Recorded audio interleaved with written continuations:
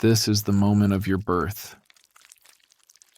You, a little male flying squirrel, have just been born. Everything around you is dark, and you don't even seem to realize what's happening. Your eyes are closed for now. You probably don't realize yet that because you were born so tiny, about the size of a lighter, you could even be eaten by a bug if it wants a snack. But none of that matters, because you're already safe. Well, basically. You're in your mom's nest, and she'll take care of you until you're an adult, and your dad will get food for you. There's plenty of time. Mommy is a flying squirrel, and she knows a thing or two about protecting her baby. She will feed you milk and lick you. On top of that, she's always on the lookout because she, like you, has a couple dozen other enemies who wouldn't mind eating you for lunch. This is not a warm corner of the house. Here, there is always a risk of becoming someone's lunch. For example, a bird of prey or a fox if you manage to fall out of your hollow tree.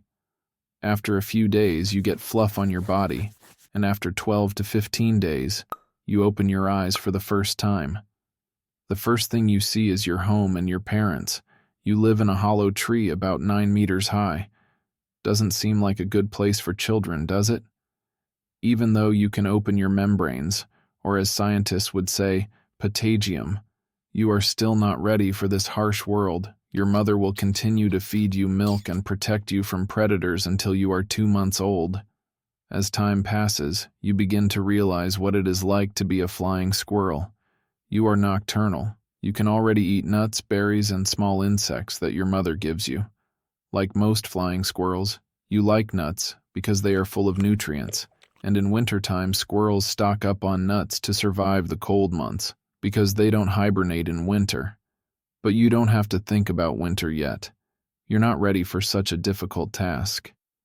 It's time to go outside the hollow. It's time for your first jumps and flights. Of course, you are still afraid to go far away from the nest, and your training airfield is within 5 meters of your tree. So you stand proudly on a branch in your hollow and show the forest your webbing for the first time. Your teenage life, like most flying squirrels, begins with you having to learn to plan in the air. Yes, you don't fly, you plan in the air. It's like if you were skateboarding, only not on the road, but in the air. The first time you almost fall, but then you remember you're a flying squirrel and just spread your webbing in a panic. Yes, you will often fall and catch yourself thinking that instead of a beautiful flight you just softly fall into the bushes, or flying full speed into a tree with your face. But as they say, he who doesn't try is never wrong. So don't despair. You can still become a master of parkour at altitude. As time passes, you get older. You're no longer the little fuzzball your mom feeds you. You have grown up and now you are much bigger. You weigh 300 grams and your length with a tail reaches 35 centimeters. Every day your webbing is getting stronger, and you are getting more and more confident as you glide from tree to tree. But you still can't fly like a bird. You still live with your parents, because they don't mind. Your typical day now looks like this. You enjoy flying from branch to branch. You're no longer so afraid of predators. Your big eyes are like professional night vision goggles. You have to find your own food each day so you don't starve to death.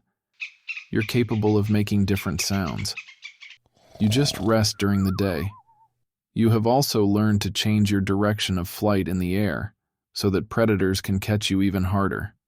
Your flying range has increased, and some squirrels can fly up to 300 feet. You decide that you are ready to live alone and leave your parents' hollow tree to find a new home. You fly through the forest in search of a suitable hollow tree. And now you think you've found the right place to live. You elegantly crash into the tree, climb higher, stick your muzzle into the hollow, and there's not a lot of free housing in the woods. Before you find a new home, you've been rejected several times by the forest dwellers. And now, hoping for luck, you notice one more hollow. It reminds you of your home, but it is also occupied. You were ready to get a slap, but you were accepted with a smile. So you met your first friend, Frank. He was only happy that you want to live with him, because it is common for flying squirrels to take their kin to their nest. Flying squirrels like to live in the company of other squirrels.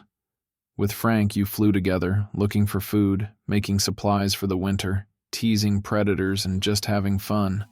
So it was until one day, Frank was teasing the fox once again, did not notice the branch when he flew away from her, and crashed, lost consciousness, and fell. The fox took advantage of that. Now you're all alone in that hollow tree, but you start to feel something inside you. You start looking for a female, flying through the woods, and then you meet EE. You want to surprise her. You have your cool flying tricks and unusual sounds, and you hope it will impress her. Yeah, it looks weird, but miraculously she notices you. You're standing there with your eardrums all flared, and she's looking at you like she's not ready to be with a clown like you. But of course you don't give up. You manage to surprise her. She reciprocates and you take off together. You start your life together in Frank's dead hollow tree. And of course, you decide you're ready to procreate. A month and a half later, you have 2 cute babies. You've seen baby flying squirrels grow up. You become a real father. You teach them about life, what to eat and who to be afraid of. You watch them take their first flights, protect them from predators, and just be proud of your baby's first successes. One day they will leave home, but not all of them. Some will return with a new addition to the family. But you're not worried about that. You're ready to share your supplies. But like all living things, you don't last forever. You are getting older. You are already 5 years old. Your eardrums are no longer so elastic, and you start to feel that every day your body is losing strength.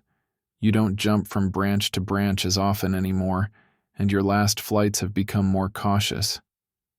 You, like all flying squirrels, have lived your life searching for food, searching for love and safety, and you are proud that you have been able to pass on to your children all that you have known yourself. With your last flight, you spread your webbing, and even though this flight is not as fast as before, you are still proud of how much you have accomplished in your life. You remember, I guess that's it. Subscribe to the channel.